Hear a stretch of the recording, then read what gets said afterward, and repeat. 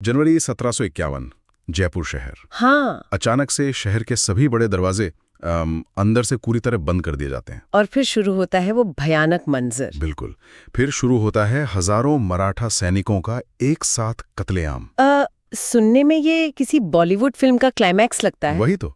पर ये किसी फिल्म का सीन नहीं है, ये राजस्थान के इतिहास का वो खूनी पन्ना है जो हमें बताता है कि जब सत्ता का खेल अपनी हदें पार कर जाता है। हाँ, और जब अपने ही अपनों से टकराते हैं। सही कहा। तो उसका अंजाम कितना खौफनाक हो सकता है। आमतौर पर लोग इतिहास को सिर्फ राजाओं, तारीखों और युद्धों की एक नीरस सूची मान लेते हैं। एकदम सही। पर असल में ये बहुत ही जीवंत, खूनी और कई बार बेहद दर्दनाक होता है। ये बिल्कुल सच है। हम अक्सर इतिहास को ब्लैक एंड व्हाइट में देखने की कोशिश करते हैं। हाँ। लेकिन जब हम सतह को खुरचते हैं तो नीतियां, धोखे और मजबूरी की ऐसी परतें सामने आती हैं जो आज के दौर की राजनीति को भी पीछे छोड़ दें। और आज हमारी इस गहन चर्चा का मिशन भी यही है। बिल्कुल। हमारे सामने अभी कक्षा 10 की राजस्थान का इतिहास एवं संस्कृति और कुछ बेहद प्रमाणिक ऐतिहासिक नोट्स का एक पूरा अंबार रखा है। तो हमारा मकसद सिर्फ इन भारी भरकम सोर्सेस से नामों और तारीखों को रटना नहीं है। नहीं, बिल्कुल नहीं। हमें उस क्यों और कैसे को समझना है जिसने राजस्थान की रियासतों, राजाओं के शासनकाल और उनके युद्धों की दिशा तय की। हाँ, ताकि जो लोग सुन रहे हैं उन्हें एक पूरी तस्वीर मिल सके। तो चलिए इस पूरे खजाने को परत दर परत खोलते हैं। मैं पूरी तरह तैयार हूँ। ये एक ऐसा सफर होने वाला है जिसमें हम जमीन के नीचे दबे रहस्यों से लेकर ऊंचे किलों तक जाएंगे। तो शुरुआत हम जमीन के नीचे से ही करते हैं। अच्छा।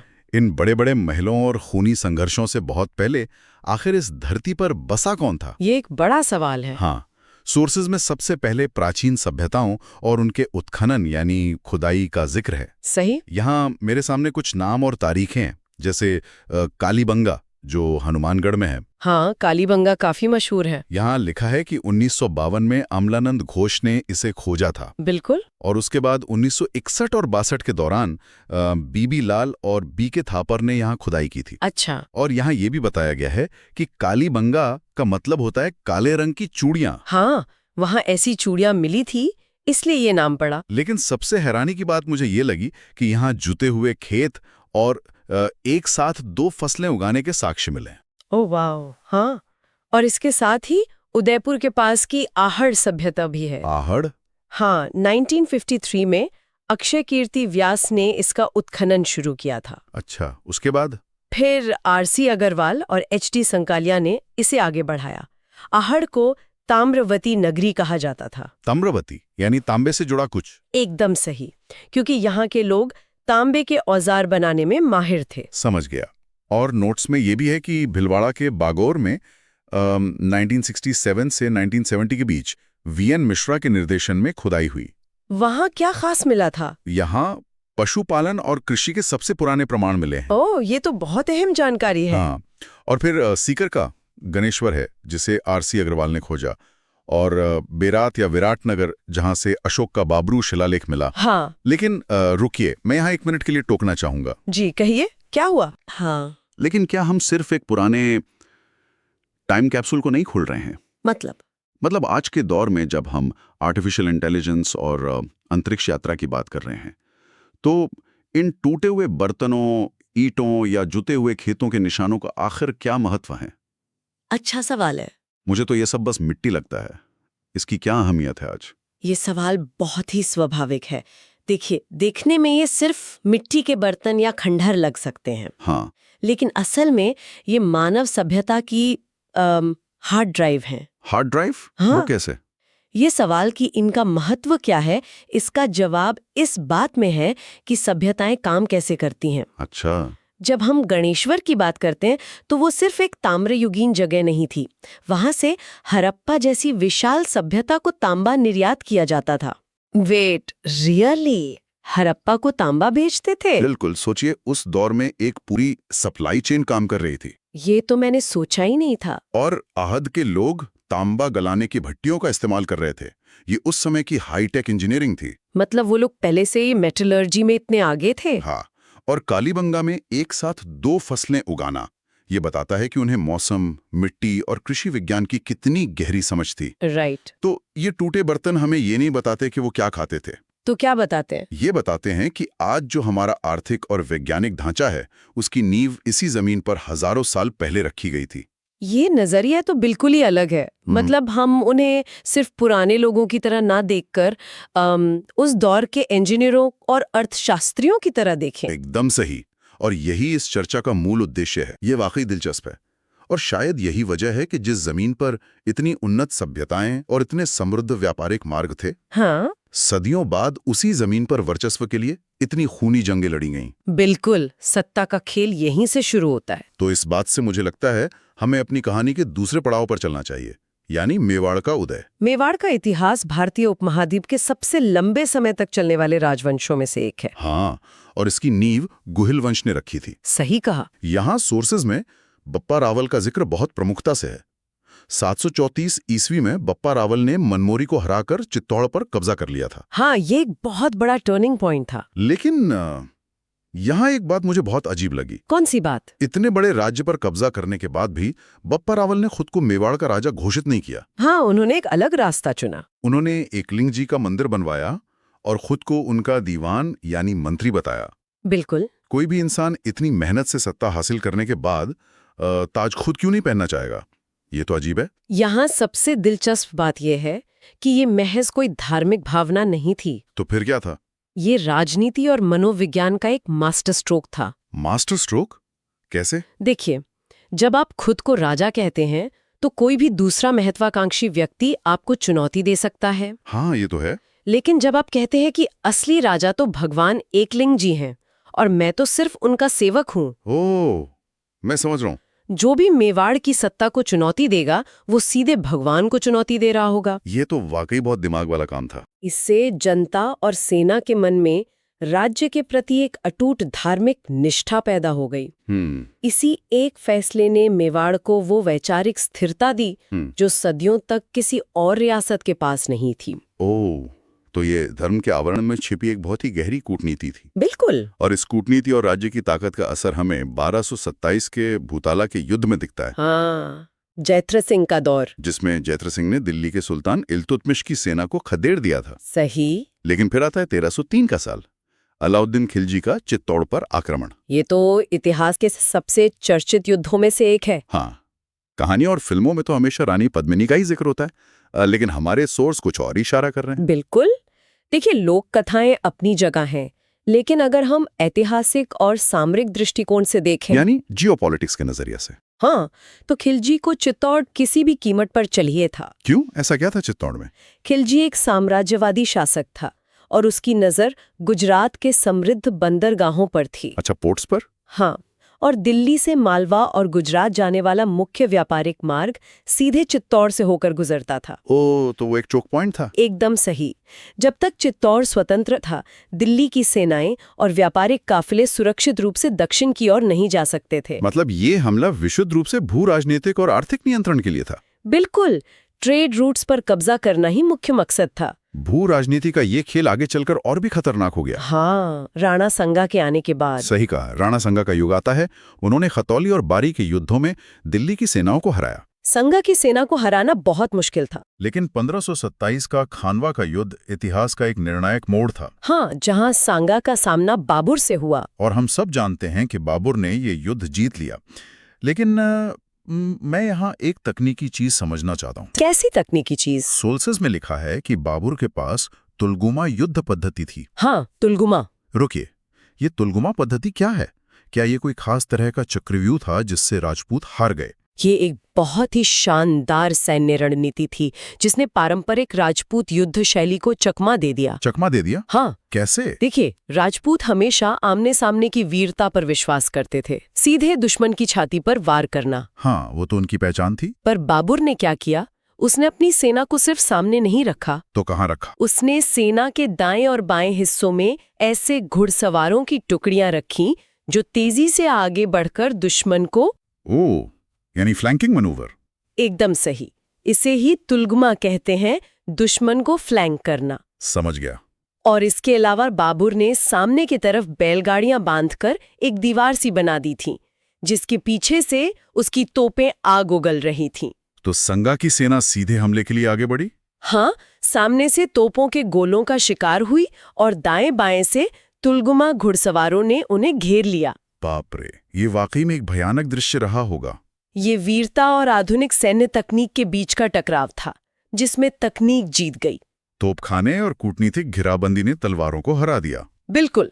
लेकिन संगा की ये हार अंत नहीं थी, क्योंकि इसी मेवाड़ में आगे चलकर महाराणा प्रताप का उदय हुआ। हाँ, महाराणा प्रताप का संघर्ष तो अद्भुत था। 1576 के हल्दी घाटी युद्ध के बारे में तो हर कोई जानता है, लेकिन हमारे सोर्स एक और युद्ध पर बहुत जोर दे रहे हैं। आप 1582 के देवायर के युद्ध की बात कर रहे हैं ना? हाँ, देवायर। हल्दी घाटी अगर एक भावुक प्रतीक है, तो देवायर एक वास्तविक सैन्य विजय है। नोट्स में लिखा है कि कर्नल जेम्स टॉड ने इसे मेवाड़ का मैराथन कहा था। पर क्यों? क्योंकि प्रताप समझ गए थे कि मुगलों की विशाल सेना को उन मैदानी इलाकों में हराना मुमकिन नहीं है। तो उन्होंने क्या रास्ता निकाला? उन्होंने छापामार यानी गुरिल्ला युद्ध की नीति अपनाई। अच्छा। अरावली की पहाड़ियों, संकरे रास्तों और जंगलों का इस्तेमाल करके प्रताप की सेना अचानक हमला करती और फिर गायब हो जाती। ये तो वही बात हुई कि अपने इलाके को ही हथियार बना लेना। बिल्कुल। देवायर के युद्ध में प्रताप और उनके बेटे अमर सिंह ने मुगलों की एक प्रमुख छावनी पर इतना जबरदस्त और अचूक हमला किया कि सेना संभाल ही नहीं पाई। हाँ, मुगल सेना पूरी तरह से तितर-बितर हो गई। नतीजा ये हुआ कि मुगलों को मेवाड़ की 36 से ज्यादा चौकियां खाली करनी पड़ी। कमाल की रणनीति।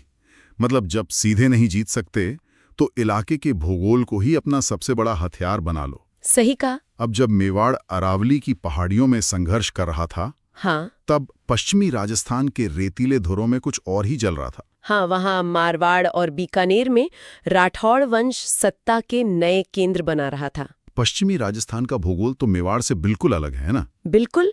वहाँ ना घने जंगल हैं, ना गहरी घाटियां। तो वहाँ सबसे बड़ी चुनौती क्या थी? वहाँ पानी की कमी और अथाह रेगिस्तान ही सबसे बड़ी चुनौती और सबसे बड़ा बचाव दोनों था। राइट। और वहाँ 1459 में राव जोधा ने जोधपुर शहर बसाया और मेहरानगढ़ किले की नींव भी रखी थी। लेकिन जो कहानी मुझे इस सोर्स में सबसे ज्यादा चौंकाने वाली लगी वो है मारवाड़ के राव मालदेव और शेरशाह सूरी के बीच 1544 का गिरी सुमिल युद्ध। ओह, ये तो वाकई एक माइंड गेम था।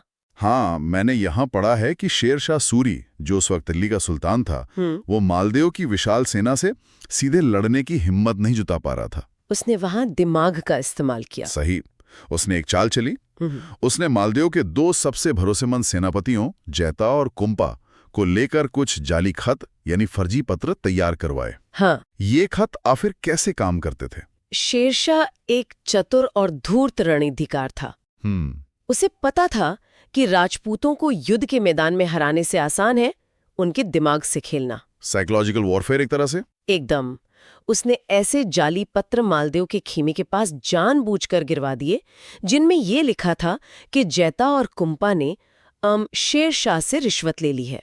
ओह, और वो धोखा देंगे? हाँ, खत में लिखा था कि वो युद्ध के बीच मालदेव को गिरफ्तार करके शेरशाह को सौंप देंगे। बाप रे। तो जब मालदेव को ये पत्र मिले तो उन्होंने क्या किया? वो शक के शिकार हो गए।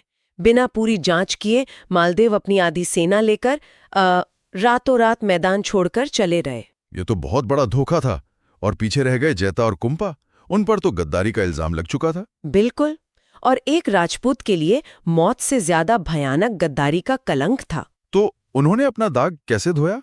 अपने नाम पर लगे इस दाग को धोने के लिए जैता और कुंपा ने अपने मात्र 10-12 हजार सैनिकों के साथ शेरशाह की 80,000 की विशाल सेना पर आत्मघाती हमला कर दिया। सिर्फ 10-12 हजार ने 80,000 पे? हाँ, और उन्होंने इतनी भयंकर तबाही मचाई कि शेरशाह की सेना में भगदड़ मच गई। वाह। वो तो ऐन वक्त पर शेरशाह की रिजर्व सेना आ गई, वरना उस दिन दिल्ली की सल्तनत खत्म थी। और मुझे लगता है उसी खौफ के मारे शेरशाह के मुंह से वो ऐतिहासिक कथन निकला था। कौन सा? वही कि मैं एक मुट्ठी बाजरे के लिए हिंदुस्तान की बादशाहत खो देता। बिल्कुल।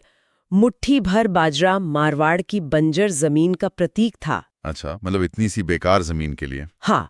शेरशाह समझ गया था कि मारवाड़ के इन रेतीले टीलों पर कब्जा करने की जिद में आज वो लगभग अपना पूरा साम्राज्य गंवा चुका था।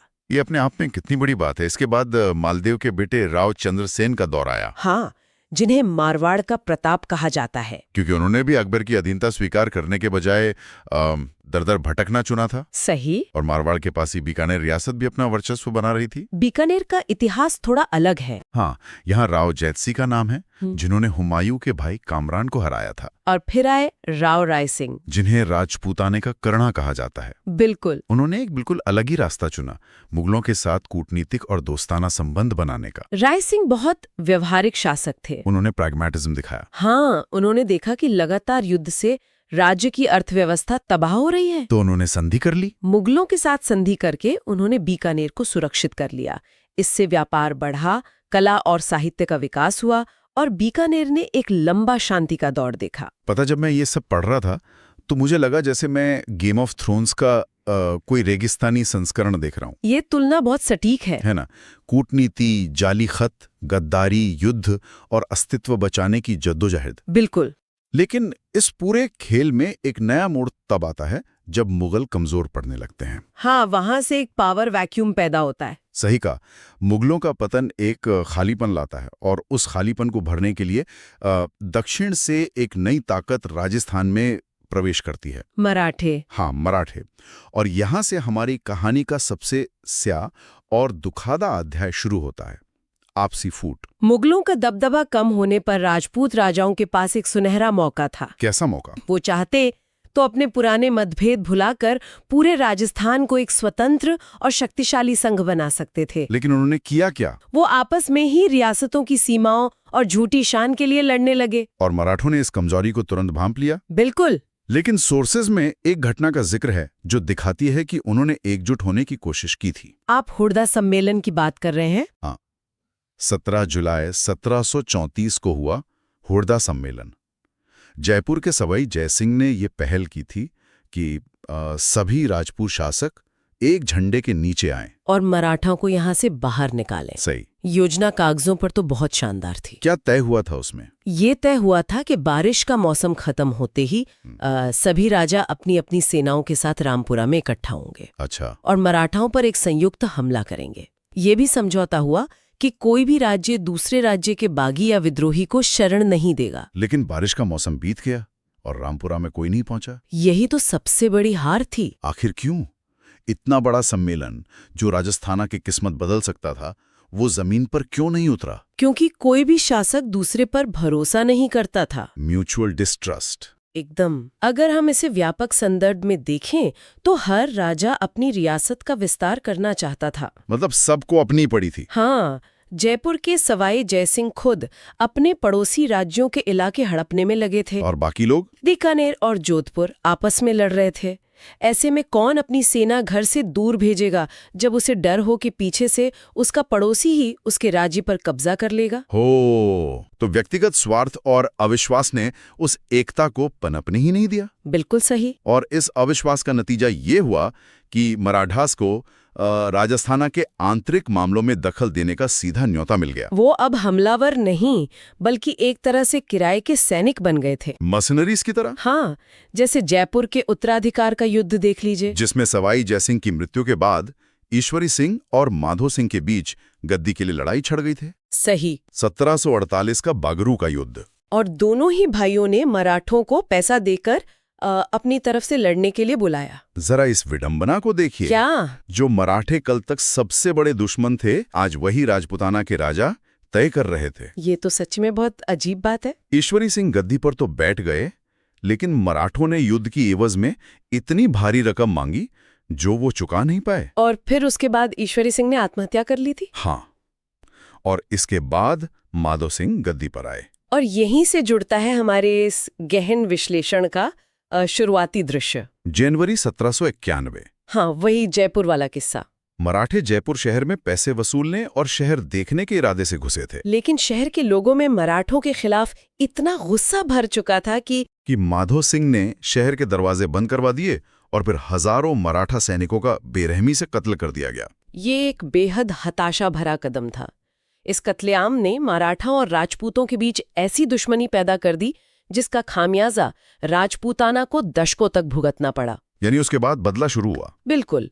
मराठों ने इसके बाद राजपूताना को लूटना अपना अधिकार मान लिया। नोट्स में है कि 1787 के तुंगा के युद्ध और 1790 के पटन के युद्ध में मराठों ने राजपूत गठबंधन की कमर तोड़ के रख दी। सैन्य ताकत पूरी तरह खत्म हो चुकी थी। लेकिन जिस घटना ने मुझे सबसे ज्यादा झकझोर दिया वो कोई मैदान में लड़ा गया युद्ध नहीं था। अच्छा, फिर क्या था? वो था कृष्णा कुमारी विवाद। ओह हाँ, ये घटना ये दिखाती है कि रियासतें अंदर से कितनी खोखली हो चुकी थी। बिल्कुल। मेवाड़ के महाराणा भीम सिंह की पुत्री राजकुमारी कृष्णा कुमारी की सगाई जोधपुर के शासक से हुई थी, लेकिन उनकी अचानक मृत्यु हो गई। उसके बाद विवाद खड़ा हो गया। हाँ, तब मेवाड़ ने कृष्णा कुमारी की सगाई जयपुर के शासक जगत सिंह से कर दी, जो कि जोधपुर वालों को बर्दाश्त नहीं हुआ। सही कहा। इस बात पर जोधपुर के नए शासक भड़क गए और जयपुर और जोधपुर के बीच युद्ध की नौबत आ गई। ये स्थिति राजपूताना के नैतिक और राजनीतिक पतन का चरम बिंदु था। बिल्कुल। एक तरफ राज्य मराठों और पिंडारियों, जो कि एक तरह के भाड़े के लड़ाके थे, उनके लगातार हमलों से दिवालिया हो रहे थे। हाँ। और दूसरी तरफ दो बड़े राज्य एक राजकुमारी के विवाह को लेकर अपनी झूठी शान के लिए आपस में खून बहाने को तैयार थे। और इस सब में अमीर खान पिंडारी, जो समय शक्तिशाली भाड़े का कमांडर था, उसने दोनों पक्षों से पैसा वसूला। उसने आग में घी डालने का काम किया। और जब मामला नहीं सुलझा तो उसी अमीर खान ने मेवाड़ के महाराणा पर दबाव डाला। ये बहुत ही खौफनाक है ना? जिन राजाओं के पूर्वजों ने विदेशी आक्रमणकारियों के सामने कभी सिर नहीं झुकाया था, वो अब एक किराए के सैनिक के दबाव में आ गए। हाँ, क्योंकि उनके पास अपनी कोई स्वतंत्र सैन्य शक्ति नहीं बची थी। वो पूरी तरह से दूसरों पर निर्भर थे। वो पूरी तरह से भाड़े के सैनिकों पर निर्भर थे और इसी दबाव के आगे घुटने टेकते हुए युद्ध टालने के नाम पर 1810 में उस निर्दोष युवा राजकुमारी कृष्णा कुमारी को जहर देकर मार दिया गया। ये इतिहास का वाकई एक बहुत ही अंधकारमय अध्याय है। अपनी ही बेटी को जहर दे देना सिर्फ इसलिए क्योंकि राजाओं का अहंकार उनके विवेक से बड़ा हो गया था। इतिहास सिर्फ हमें ये नहीं बताता कि हम महान थे, वो हमें आईना भी दिखाता है। सही बात है। ये पूरी कहानी हमें ये सिखाती है कि जब आप आंतरिक रूप से बनते हुए होते हैं, जब व्यक्तिगत या गुठिये स्वार्थ एक बड़े राष्ट्रीय या राज्य के हित से ऊपर हो जाते हैं, तो पतन तय है। तो आपका पतन कोई बाहरी ताकत नहीं बल्कि आप खुद तय करते हैं। तो आज की इस पूरी चर्चा को अगर हम एक फ्रेम में देखने की कोशिश करें तो यह स्पष्ट है कि राजस्थान का इतिहास सिर्फ कुछ राजाओं की वंशावली या किलों की भव्यता तक सीमित नहीं है। बिल्कुल नहीं। ये जमीन के नीचे दबी उन उन्नत सभ्यताओं की कहानी है जो हमें विज्ञान और व्यापार का पाठ पढ़ाती हैं। सही कहा। ये बप्पा रावल की कूटनीति, राणा सांगा के शौर्य और महाराणा प्रताप की अरावली वाली रणनीति की कहानी है। लेकिन इसके साथ ही ये मानवीय कमजोरियों, अहंकार, अविश्वास और आपसी फूट की भी एक कहानी है। ऐसी दास्तान जो हमें सोचने पर मजबूर कर देती है। इतिहास से संवाद करना इसलिए जरूरी है। क्यों? कहीं ज्यादा जरूरी ये जानना है कि कोई साम्राज्य भीतर से कैसे ढह गया। एकदम सही। और एक आखिरी विचार है जो इन सोर्सेस को पढ़ने के बाद मेरे दिमाग में लगातार घूम रहा है। क्या विचार है वो? जरा सोचिए, अगर 1734 के उस खुरड़ा सम्मेलन में सभी राजपूत राजा सच में अपने अहंकार को किनारे रख देते, अगर वो बारिश के बाद सच में रामपुरा पहुंच जाते और मराठों के खिलाफ एक अटूट संयुक्त मोर्चा बना लेते, तो क्या होता? ये बहुत बड़ा सवाल है। क्या राजपूताना कभी इतना कमजोर पड़ता कि उन्हें ईस्ट इंडिया कंपनी के साथ रक्षा संधियां करनी पड़ती? शायद नहीं। क्या 100 साल बाद ब्रिटिश हुकूमत कभी भारत के इस पश्चिमी हिस्से में अपने पैर जमा पाती? ये कहना मुश्किल है। या शायद भारत का आज का नक्शा कुछ और ही होता? ये एक ऐसा सवाल है जो इतिहास की पूरी दिशा ही बदल कर रख देता है। अगर ऐसा होता तो क्या होता? यही विचार इतिहास को एक मरा हुआ विषय नहीं बल्कि एक जिंदा पहेली बनाता है। तो इसी जिंदा पहेली और इस विचारों तेजक सवाल के साथ हम आज की अपनी इस विस्तृत चर्चा को यहीं विराम देते हैं। इतिहास के इन पन्नों को परत दर परत खोलना वाकई एक अद्भुत अनुभव रहा। बिल्कुल। ज्ञान की इस खोज को ऐसे ही जारी रखा जाना चाहिए। नमस्कार।